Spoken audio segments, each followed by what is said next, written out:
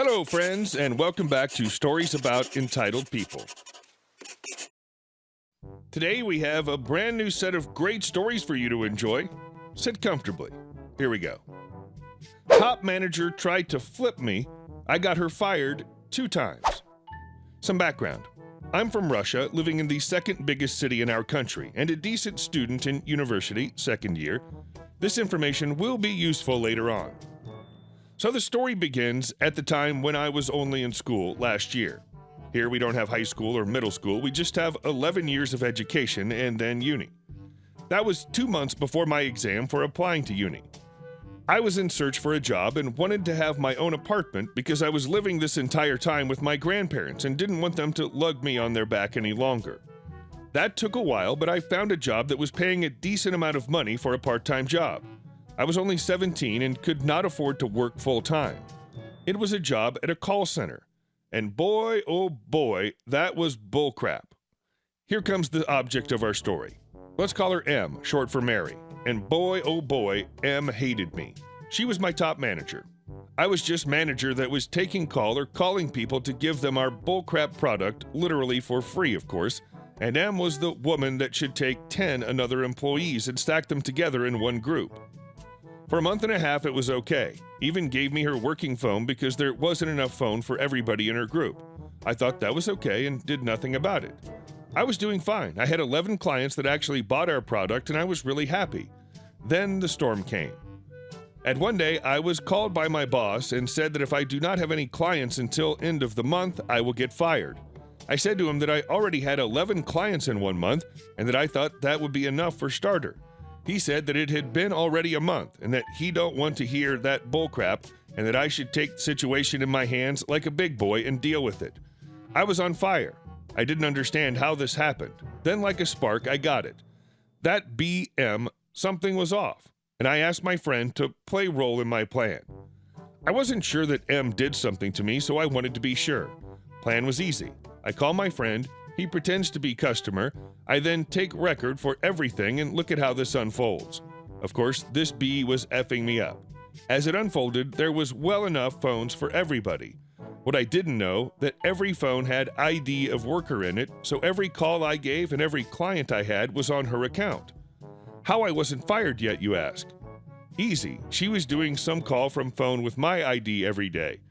And this is where my revenge started. Revenge plan. 5 friends of mine will pretend as clients and will be my evidence as that I spoke to them and they were mine. Though I called them from M phone. Remember how M called from my phone now and then? Every time she called from work phone, my phone and my site, I tried to rush from place, we have cameras everywhere, so that I can call her out that she was pretending to be me and steal my clients. The day. Everything was set it up, so I was ready to F her over.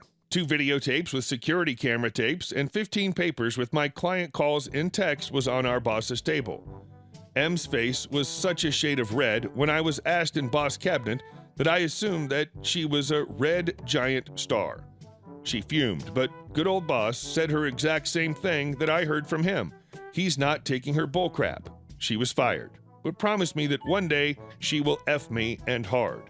Well, this is where my second part of the story starts. It'll be short, so stay with me.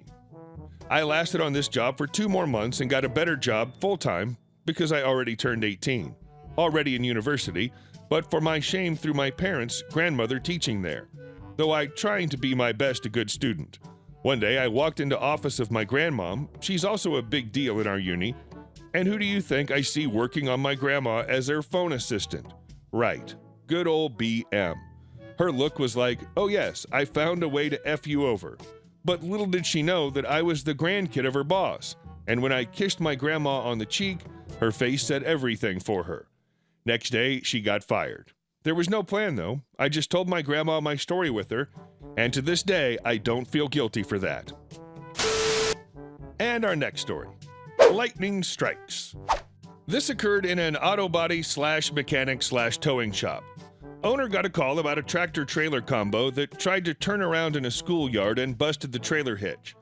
Owner brought the trailer back to the shop and found the parts. It was an old army hitch, and finding the parts took 2 trips to town, 40 miles away. Repairs took the best part of 2 days. The company was based out of Colorado, aka Not So Nice Western Lumber Company, and when the owner finished the repairs and called the lumber company, the boss said, "Just bill us and we'll send you a check." 2 weeks later, owner got a check for 1/2 of the billing marked paid in full. 3 years later, in winter, owner heard a bang out on the highway and a tractor trailer unit coasted to a stop into owner's parking lot. The name on the door, Not So Nice Western Lumber out of Colorado. The driver couldn't understand it. The engine was running, kinda, but it wouldn't pull. Owner finally found out the crankshaft had broken right in the main bearing between the 3 and 4 cylinder. The front half was running, but not the back. Owner pulled the tractor into the shop and let the driver stay there in the sleeper cab while the company sent out a mechanic. Young guy knew his stuff, pulled the crank, replaced it, and all the bearings, etc. Tractor was ready. Owner was too. Company was called and the lumber company boss said, "Just bill us." Owner declined, cash up front. The bill was horrendous. Towing, use of shop for 13 days, tools, phone, etc. The lumber company boss asked if this had anything to do with the previous affair. Owner replied, "Of course not." Lots of phone calls between the mechanic and lumber boss company. The trailer, by the way, was parked out front with some 2x8s under the dolly as the ground was wet and soft. The mechanic, laden with instructions and overloading his butt, goes out to the tractor, starts it up, and runs it up under the trailer, but in a hurry forgot to connect the air hoses and set the trailer brakes. He hits the 5th wheel fast and bumps the trailer off the 2x8s and sinks the dolly into the soft ground. Owner parks our big tow truck crossways in front of his tractor. That unit's not going anywhere. Owner looks at the tow truck, pats his .38 in his belt, smiles at the mechanic, and walks inside. Lots of phone calls occur. Cashier's check arrives. And our next story. Karen wants guac. I used to be a service manager at one of the biggest locations of a popular Mexican grill. I won't say which, but guac was $1.95 extra, and we were required to ask everyone if they were okay paying that price. One Sunday morning, our second busiest shift of the week, 2 of my line people called out, so we were all struggling to get all of our prep done before opening at 11. We're just wrapping up when in comes Karen 10 minutes before opening through the side door marked "Employees Only" with 15 preteen girls in tow. My cook recognizes her as she regularly comes in during the dinner shift and is extremely abusive and cruel to all the Latino workers. Karen tells me they can order whatever they want, throws her credit card at me, and goes to sit down at a table and diddle on her phone. Now, I can't ring up her order without her standing there because of the company's rules, and I'm 30 weeks pregnant and just want to take my break. I prego-waddled over to Karen's table to try and inform her of that when she literally flicks her hand at me to dismiss me. Not only have I been at the store since 7 and done 2 different people's jobs on top of my own, I have my son's head grinding against my pelvic bones and kicking me like crazy. I'm in no mood. When I try to tell her again, she looks at me with what I can only describe as seething contempt and says, "What part of they can get whatever they want did you not understand? I don't care what you charge me as long as I get a receipt. Don't interrupt me again or I'll get your fat butt fired." Now, I never cry, but that almost got me. Motherhood is awesome, but pregnancy sucks. I finally managed to pick my jaw off the ground and stammer, "All right, ma'am, I'll ring up whatever they want and bring you a receipt." The girls were really nice, and most of them ordered double meat, and they all got a bottled water and chips and guac. Every last one. My cashier and I are just vibrating with glee as we ring them up and watch the bill climb to like $250. I brought the bill to Karen and was pretty excited when she didn't immediately check it. I made my own food and told the cook to come get me when the show starts. I'm halfway done eating when I see him waving to the camera, howling with laughter, so I head up. Karen is foaming at the mouth, screaming for the manager, and when she sees that the manager is me, she literally grinds her teeth and slaps her receipt on the table. She manages to choke out the word "refund." The girls have all pretty much finished their food, so I inform her that I won't be doing that because I would lose my job for giving away that much critical inventory.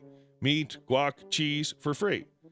Then I gently remind her that she told me twice that they could get whatever they want as long as she got a receipt. She just keeps demanding a refund and calling me stupid and fat. Again, pregnant. At this point, her screaming is holding up the very long line, and customers are shouting at her to just leave. That's when she pushed me. Effing hard. My cashier caught me so I didn't fall down, but 2 of our regulars who are police see it and immediately cuff her. In this state, any use of physical force against a pregnant woman is classified as aggravated battery or something like that. I felt bad for the kids, and I was fine, so I kept telling them I didn't want to press charges, but they said at that point it didn't matter because the woman had done it in front of on-duty officers, so she was getting arrested. They had to call the kids' parents to come get them because she was their church's youth leader and get statements. My GM came in and let me go home with a full day's pay. She tried to take the case to trial, but they had video and like 20 witness statements, so she ended up taking a couple years probation or something. All because I did exactly what she told me to. And our last story. Going to WC, send email so people know. Last week, I was working from home one day, and I got up to use the bathroom and make a cup of coffee. Took 10 minutes tops. I get back to my computer to a bunch of messages from my boss getting increasingly nasty about something and why I wasn't answering quick enough for her. I send a message back with whatever it was she needed to know and apologize for not getting back to her soon enough.